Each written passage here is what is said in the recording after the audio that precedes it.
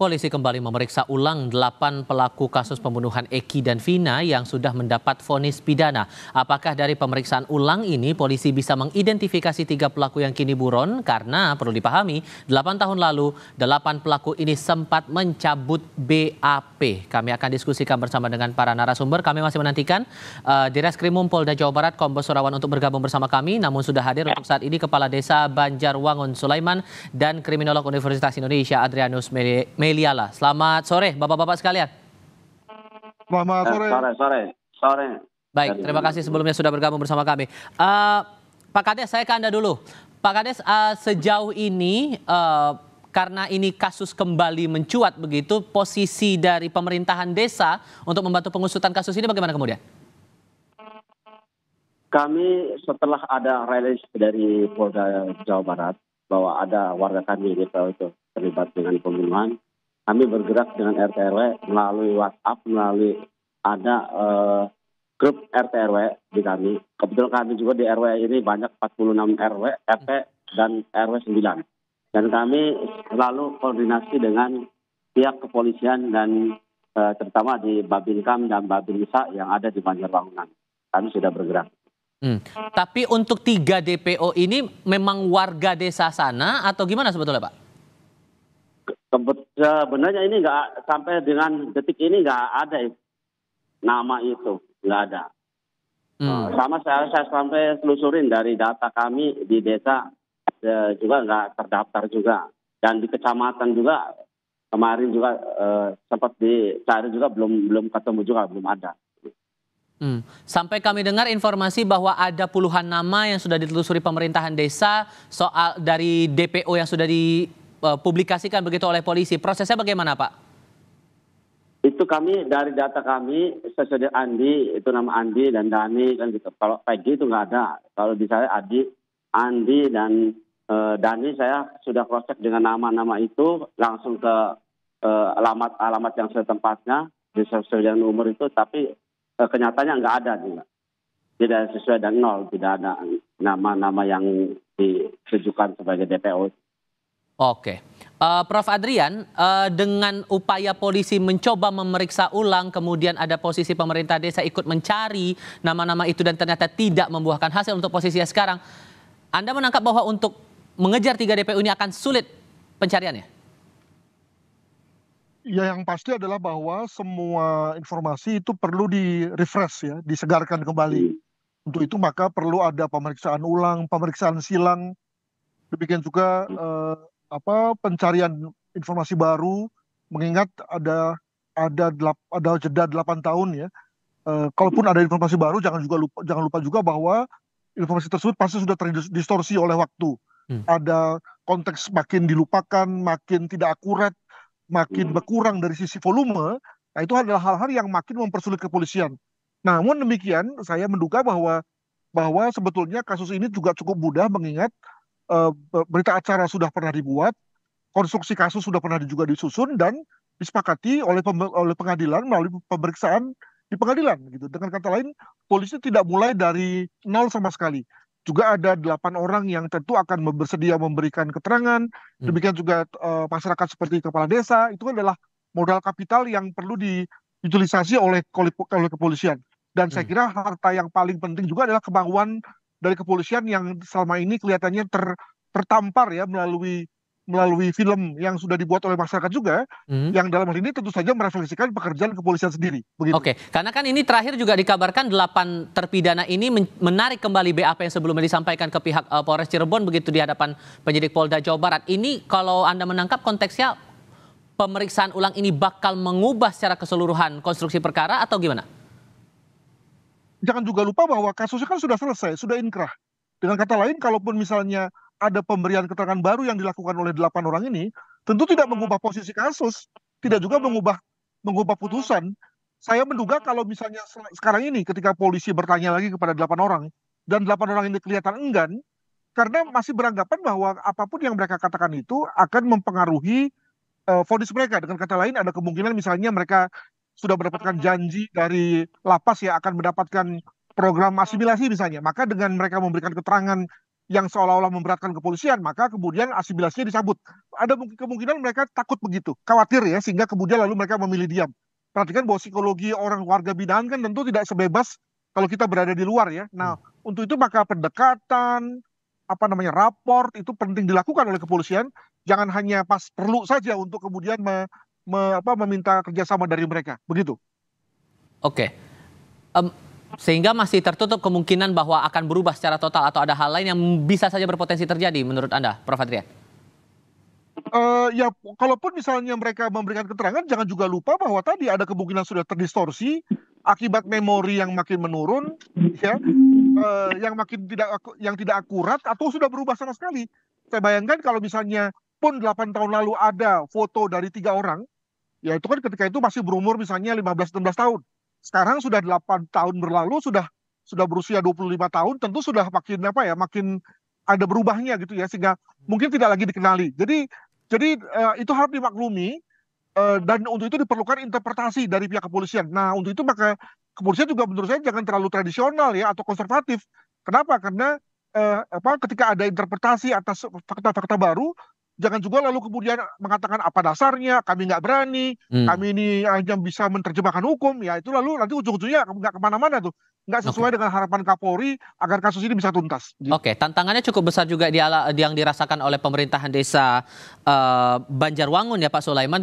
Dengan minim data kemudian sketsa wajah juga tidak ditunjukkan atau tidak dipublikasikan, sejauh mana kemudian otoritas pemerintah desa mengupayakan mencari 3 DPO ini Pak? Apa usahanya dan koordinasi yang dilakukan oleh dengan otoritas setempat, Pak Sulaiman? Ya, salah satunya emang alamatnya juga nggak jelas juga, itu desa Banjarwangunan itu termasuk Banjarwangun termasuk luas juga kan itu. Nah, usaha kami selalu update ke warga, termasuk ke RT RW juga saya ini, dan kami kembangkan juga aparat desa yang ada di kami juga kami kembangkan. Tapi selama ini masih tetap depo itu nggak ada di Banjarwangunan kan. Oke.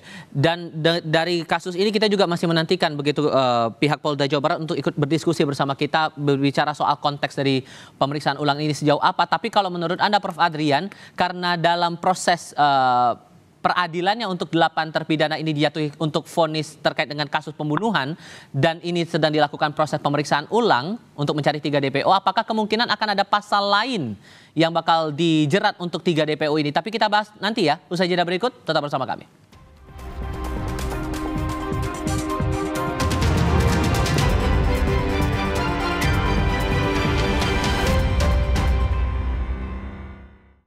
Kan luas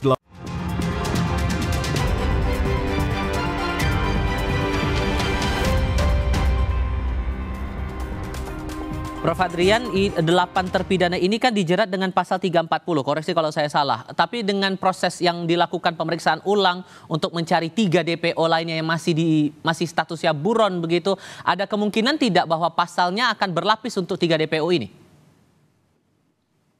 Berlapis tentu saya rasa tidak ya, tapi lebih kepada bahwa kesan tidak mau berkoordinasi, tidak mau kooperatif itu terjadi.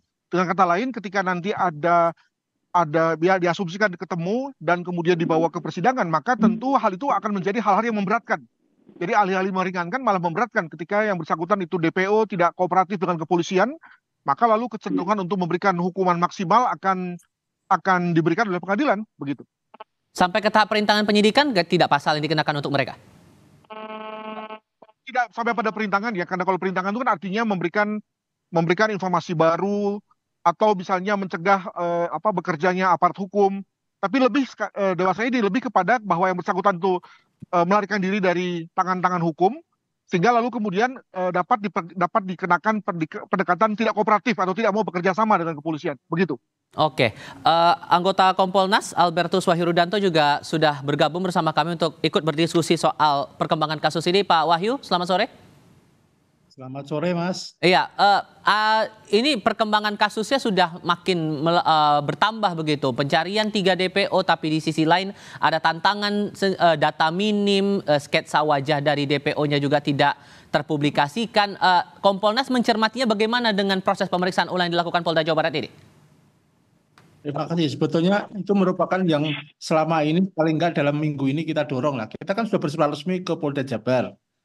Kita minta penjelasan, kita tidak simpang siur informasi. Lalu kemudian kita juga meminta secara lisan sudah kita sampaikan untuk dilakukan pendalaman terhadap 8 tersangka yang sekarang semua ada di penjara, yang sudah divonis. Kemudian yang ketiga kita juga minta penegasan dari Bareskrim, karena Bareskrim di 3 atau 4 hari yang lalu kan ada statement akan segera membantu menuntaskan ini dengan bantuan teknis dan bantuan taktis. Nah, kita mendorong untuk jangan sekedar statement, jangan sekedar pernyataan, tapi dilakukan dengan action lah. Apakah menambah sumber daya atau menambah sumber daya itu dalam arti bukan hanya tenaga ya, tetapi ekspor, karena kan ini kan persoalan yang sudah 8 tahun hilang ya, kemudian muncul lagi karena beredarnya film Vina sebelum 7 hari, sehingga surah-surah semua kayak kebakaran jenggot, lalu kemudian semuanya reaktif ya. Sementara 3 DPO dinyatakan semua harus pihak keluarga atau masyarakat harus menyampaikan, tapi tidak jelas siapa DPO itu. Anda merasa ini terkesan terburu-buru? Bukan terburu-buru, tapi terkaget-kaget menurut saya. Ya, terkaget-kaget karena dipikir sudah nggak muncul lagi masalah ini, tapi tahu-tahu seperti bom waktu saja. 8 tahun itu kan nggak dipikirkan ini sudah selesai lah, karena waktu itu ini dalam dugaan saya ya, karena sudah 8 orang dinyatakan sebagai terdakwa dan sudah divonis, 7 orang vonis seumur hidup, 1 orang 8 tahun. Dipikir persoalannya sudah hilang. Rupa-rupanya ada film ini, sehingga yang 3 orang ini muncul lagi. Jadi ada kesan terkaget-kaget menurut saya, bukan terburu-buru. Beda. Nah, kemudian ada statement yang menurut saya keliru ketika bilang kasus ini dibuka lagi. Menurut saya nggak dibuka lagi, tapi kasus itu belum selesai dan sekarang harus dituntaskan. Nah, itulah saya kira hutang yang harus segera dilunasi dalam tanda petik untuk melunasi ini, sehingga kami mendorong ini semua dengan maksud bahwa kalau polisi ada hambatan atau kesulitan ya terbuka saja. Kalau kemudian publik masih ragu-ragu ya kepada Kompolnas, sehingga Kompolnas bisa memberikan ikut membantu solusinya. Baik. Kalau Pak Sulaiman sendiri melihatnya, karena kan rentang waktu antara kasus kejadian itu sampai dengan sekarang akhirnya muncul lagi menyeruak ke permukaan juga karena film begitu yang muncul. Ada seberapa sering atau seberapa intens sebetulnya polisi datang ke wilayah Anda, ke desa Anda, mencermati atau menindaklanjuti perkembangan kasus ini, Pak? Ya, dengan kasus ini saya juga kaget juga ini. Saya sudah konfirmasi dengan kepala desa yang dulu. Kami kebetulan baru 2,5 tahun menjabat kepala desa, dan saya sudah konfirmasi dengan mantanku yang 2016. Itu sama sekali tidak ada waktu itu dari pihak kepolisian maupun Arab penegak hukum untuk mencari DPO yang ada di Banjarwangun, itu nggak ada sama sekali. Pas muncul sekarang 8 tahun kemudian hari ini ada DPO untuk dari Banjarwangunan, saya kaget. Dan sampai sekarang kebetulan dari kepolisian juga kemarin sudah awal-awal yang kemarin begitu tender itu udah ada kepolisian. Pas sampai sekarang belum ada konfirmasi lagi, belum ada. Baru ada komunikasi itu kapan persis ya, Pak? Waktu pas hari Selasa dan Rabu juga, hari Rabu sudah dua hari. Pas sekarang ini sudah tidak ada intens lagi dengan kepolisian, belum ada. Sehingga catatannya Prof. Adrian, biar kasus ini tidak menguap lagi, ibarat kata jangan nunggu viral lagi baru kemudian ditindak lagi. Hal apa yang harus diperhatikan betul, Prof. Adrian? Saya menduga sih setelah kasus ini viral dan semua orang bergegas pasti akan terungkap ya, dan selesai dalam waktu yang tidak lama. Ya, makanya kalau misalnya keseriusan ini kemudian terjadi selama 8 tahun yang lalu, itu kan tentu masalahnya sudah selesai ya. Tetapi tadi karena semuanya ya menganggap bahwa itu adalah pekerjaan rumah atau piring kotor yang dikerjakan oleh kepemimpinan yang lalu, maka saya sebagai Kapolres yang sekarang, Kasat saya sekarang ogah untuk mengerjakannya. Begitu terus ya, dengan mempergunakan prinsip buying time ya. Semoga orang lupa, semoga orang sudah puas, dan kemudian lalu tidak lagi mempersoalkannya. Dilalah ada orang yang ternyata menggugatnya. Jadi saya kira ini satu reminder kepada Polri untuk serius ya, Dan berkenan kepada sejawat saya Prof. Wahyu Rudanto untuk mengingatkan nih, jangan-jangan ini hanya puncak gunung es yang kelihatan saja, Prof. Di bawah banyak yang begini-begini nih, yang hanya karena tidak diviralkan, orang lupa, orang sudah teralih pada hal yang lain, lalu kemudian menganggap bahwa soal sudah selesai. Nah, ini saya kira Kompolnas perlu mendorong agar pengawasannya menjadi lebih sustain dan lebih komprehensif. Oke, boleh direspon, Pak Wahyu, singkat saja. Iya, iya memang betul. Kami juga sudah menduga ada kemungkinan nanti ada kasus-kasus serupa, ada kemungkinan nanti film-film mirip Vina sebelum 7 hari akan muncul lagi. Misalkan yang sangat sekarang sudah beberapa yang masuk ke kami yang kasus di bunuh diri yang di kolam UI itu. Ini sudah Aksena. Itu salah satunya. Dan lagi ini pasti nanti juga akan lagi. Karena itu kita mendorong agar tidak menjadi konsumsi spekulasi publik, ya polisi serius benar ditindak. Statement-statement itu jangan sekedar statement untuk agar masyarakat puas, tapi ada tindak lanjut lebih real gitu ya.